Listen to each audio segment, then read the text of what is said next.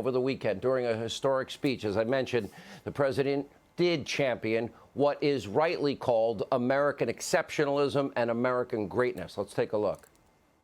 On this wonderful day, we celebrate our history, our heroes, our heritage, our great American flag, and our freedom. The American Republic stands today as the greatest, most exceptional, and most virtuous nation in the history of the world. We are the descendants of the most daring and courageous people ever to walk on the face of the earth. By the way, and the president announced National Garden of Heroes with Americans from every race, every background, all Americans celebrated for their greatness and their exceptionalism, which I think is a great idea. The ever frail, the ever confused, the ever corrupt Joe Biden celebrating the 4th of July in a different way in what was a highly produced, 97-second video of Biden bashing the U.S., saying this country never lived up to the idea that all are created equal. He now wants to transform our country, he said. Perhaps Biden doesn't comprehend any of this because no country, no people are perfect. That's just a fact. That's a basic fundamental truth, an undeniable truth. Thanks to the wisdom of our framers and fathers, though, they developed this great constitutional republic, a system that allows this country the right to correct wrongs and correct injustices and always strive and move towards improvement so we can become that more perfect union. And by the way, as the president said both in his Friday night and Saturday night addresses, now this is the beauty of America. That is what we celebrate. And of course, no, we're not perfect, but we have the ability, we have the willpower to become that more perfect union. We've made major progress. We need to make much more major progress to fulfill that dream of a more perfect union. For example, you can look at those going back in history, the 1700s, dozens and dozens of our framers at our Constitutional Convention unsuccessfully arguing against the evil practice of slavery. For example, Dr. Benjamin Franklin calling it a, quote, atrocious debasement of human nature. Of course, he's 1,000% correct, as is James Madison calling it dishonorable to the national character. He was right. George Mason calling slave owners petty tyrants. Ultimately, hundreds of thousands of Americans fought and died over this very issue. That is our history.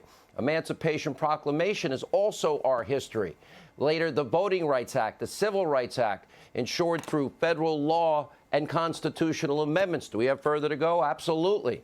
And by the way, what did Biden and other Democrats, what they want you to forget is many of those that they so admire and call their mentors, well, they fought tooth and nail against these important reforms.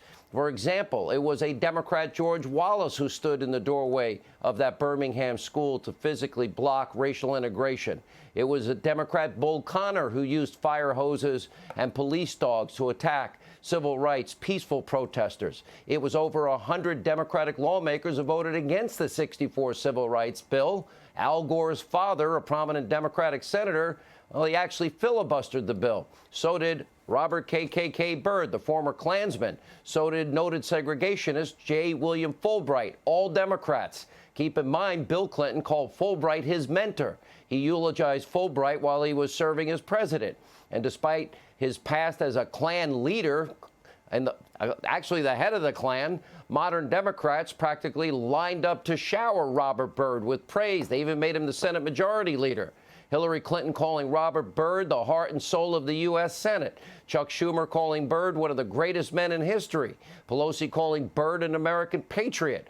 Biden calling Byrd the dean of the U.S. Senate, a close friend, and a mentor of mine. Imagine if Donald Trump said this about a Klansman. Now, keep in mind, Biden once worked side by side with segregationists. This is Joe Biden's record. In a speech in 1973, then Senator Biden praising Southern Democrats and said that the two-party system in the South was, quote, good for the bleep. And around the same time, Biden was actively working with desegregationists. He was slowing and trying to stop integration, opposing school busing. And according to NBC News, quote, he led the charge that on an issue that kept black students away from the classrooms from white students. That's Joe Biden. That's the Democratic nominee. That's his history. Those are questions the mob have not asked him. In 1977, Biden worried that his children would grow up, quote, in a racial jungle if integration is not done in his orderly way, whatever that means. 1993, referring to inner city youth as, quote, predators on our streets, as he co-authored an aggressive crime bill ramping up prison sentences for dozens of crimes. And, of course, Biden's racist rhetoric didn't stop him in the 90s. Remember, in 2006, he told the crowd, well, you have to have a slight Indian accent to work at a 7-Eleven or a Dunkin' Donuts, and I'm not joking. Also in 2006, bragging his state was a slave state. Who would brag about that? In 2007, called Barack Obama, eventually became vice president, quote, the first mainstream African-American who's actually articulate and bright and clean. Wow, that's storybook, man. What? And last year he said, quote, poor kids could be just as bright as white kids. And a few weeks ago, he told the radio host, Charlemagne the God, that you ain't black unless you support him over Trump. Excuse me. This is the guy that says he wants to transform America? What, into that?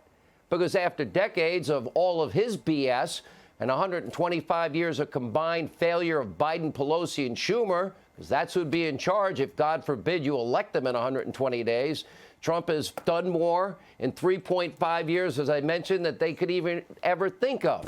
Truth matters. Hypocrisy matters. For all you intellectually lazy people in the mob that won't ask these questions, won't inform your viewers of this history, you are failing and derelict in your duty. Actions matter.